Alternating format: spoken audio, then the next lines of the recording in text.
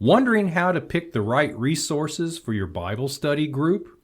Well, stay tuned, because that's exactly what we're going to be talking about today.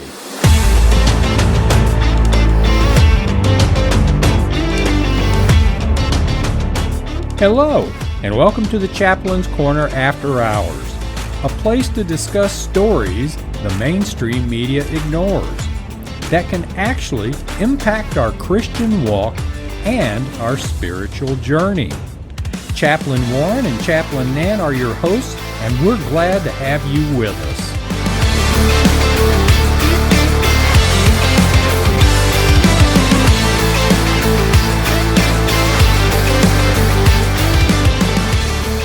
Okay, we've had a few days off for Christmas holidays and for New Year's, and now today we're going to finish up our discussion on biblical confusion in the American church.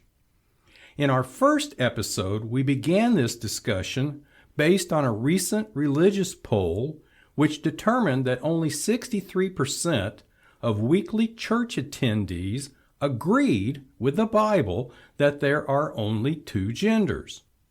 In our discussion, we ascribed this state of affairs to biblical illiteracy and discussed a survey of our own of churches in the Anglican Church in North America denomination that suggested only 20% of those churches offered Bible study opportunities.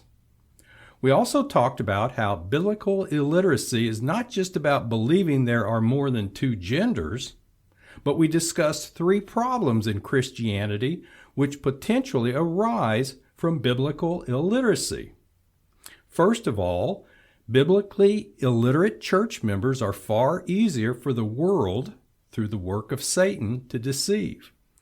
Illiterate members can more easily be led astray by false teachers, and they are most susceptible to that most deadly of sins, pride, which is to put one's lust or desires ahead of God.